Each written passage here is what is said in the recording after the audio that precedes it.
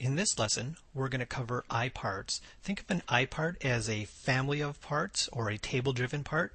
For example, in the file that I have open, it's just a simple L bracket, but maybe what I want to do is have similar parts that the length and the width may change, and I also want to maybe control if the whole will be suppressed or computed. The file that I'm using for this exercise is called ipartfactory.ipt, and it can be found in your Chapter 9 exercise folder. What I've already created here is I placed in some parameters, and the parameters that we're going to hone in here is going to be the length, width, and depth. And I've also applied the dimensions to utilize each of those.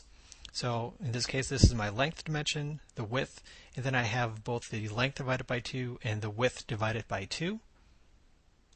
And lastly, for the extrusion depth, I also have that as the parameter called depth. Now to go back and create an iPart, we're going to do so by clicking under the Tools pull down, and then go down and click on Create iPart.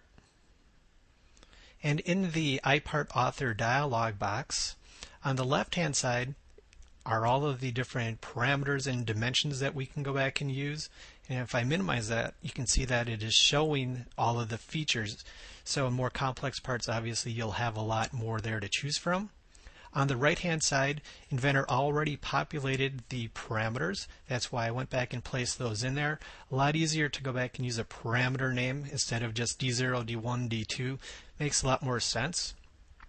So what we can also do is we can add other values here, right? So for example, if you wanted to also go back and drive one of these other D values, you could go back and do that. For example, if I wanted D5, you could go back and drag that over. Or if you didn't, I can go back and remove that from the list. From the different tabs, I can go back and add a property. So for example, under the physical, I want to go back and have identical parts, potentially of the same size, but we'll make them out of different material. I can suppress features, so in this case I'm going to suppress the whole in some of these.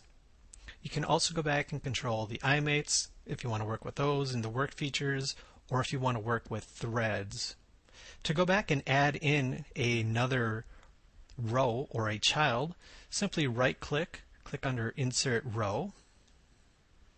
And now here you'll notice that I have the different columns. So the member, this is going to be the name that is physically written out to the hard drive, the part number as it's going to appear in your browser, and these are our parameters that were added, and the material, and the whole if it's going to be computed or suppressed. Now if I want, I can go back, I can change some of these values. So in this case, let's have another part with 75 millimeters, and I'm going to change the material to something a little bit more expensive. We'll call it gold. And I can continue to work through this process. And I'm just going to do 2 more. And I'm going to go back and let's change the value back to this one to be 50 as well. And this one we will keep at gold. And let's do another one at that 75. And we'll change this back to steel. So you see I have a couple different ways of doing this here. So I'm going to place in this one with 50 millimeter. Either it's going to be made of steel or gold, and the same with the 75. Now what I need to do is I'm going to go back to the Parameters tab, and you'll notice the icon here showing up as a key, and that key is going to represent when we insert this part into an assembly, we need to go back and designate which one is going to be used. So I'm going to have the length is going to be the designator number 1. And then I'm going to go down for the material, and I'm going to place that by right-clicking as designator number 2. So you see the key icon is popped back in there. Also, if you click under the Options tab, or the Options button, this is where you can set how Inventor is going to utilize all the information, or how it will populate the dialog box. We can go back and verify that everything that we've typed in here or entered is correct. So let's go back and do one more change. So let's say for that 75, the one made of gold, I want to go back and suppress that whole. So we'll just type in suppress, click OK. And now in our browser, we now have the table entry. As you see, as I can come back and expand on that, we can come back and figure out which one we want to have be computed. And as we make that change, you can see everything is updating accordingly. So we'll take it right back where we were. I'm going to go ahead and save this file.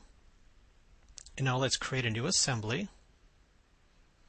And what I want to do is I want to place in a member from that factory. So I'm going to go back and click on the iPart factory.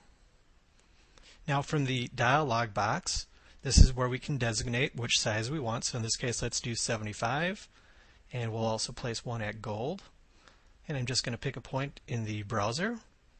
Go ahead, and I can place in another one if I wanted to. Let's place in another one with 50. And let's do this one of steel, and we'll place it right next to it. If I dismiss that, so these are just individual parts now that were placed in from our factory that we created. You'll notice in the browser we have an entry for each one of these. So I could come back here and I could repeat that command, or I could change the component back to a different value, in this case 75. And it'll update that accordingly. Let's go back to the factory. So this worked out really well, but now what I want to do is maybe have a little bit more latitude with people when they place that back in. So I want to make some changes. There are a couple different ways to make changes. I can right click on the table and I can edit it via spreadsheet, which is Excel. Or I can right click and just edit the table. And what I want to do with this table, we want to control the depth or allow. So what we want to do is we want to now allow the user, when they insert this iPart into one of their assemblies, I want them to control the depth. So what I'm going to do is I'm going to right click on the depth column and I'm going to make it a custom parameter column. So what we can do now, when the user will insert this part into an assembly, it will pop back up and then allow them to go back and say, what is the depth that I need for my assembly? Now we can also put some limits on this. If I again right click now, I can go back and increment it. So let's say you're tooled up in 1/2 inch increments, we can go back and specify that. Or in this case, what I'm going to do is specify a range. So let's say for our example here, it needs to be at least 5 millimeters in length, but it needs to be a maximum, let's say, of 100. So I'm going to go ahead and click OK. So now if the user will enter something outside of that range, they'll be prompted to fix that. So now let's go ahead and click OK. I'm going to go ahead and save that. And now let's start up a new assembly. And we'll do the exact same thing. I'm going to place in a component from the factory. And you'll notice now the dialog box is a little bit different here. So again, we can go back and designate the 50 or the 75. We can do the material type. But now I have an entry on the right-hand side for the depth. So if I go back and change this to 4 millimeters, you'll notice that it's red. And as soon as I click back out of it, Inventor is going to warn me, telling me that I need to be within that range between 5 and 100. So let's go back and do that. Let's just type in 25. And now what I need to do is browse out and give this a name. So I'm going to go back and put this in a new folder that was created for me called iPart Factory. And let's give it a unique name here. Let's just call it 25, since we have it at 25 millimeters. And pick a point out there. And that part has been placed. And you can continue placing these in the exact same method as we did before.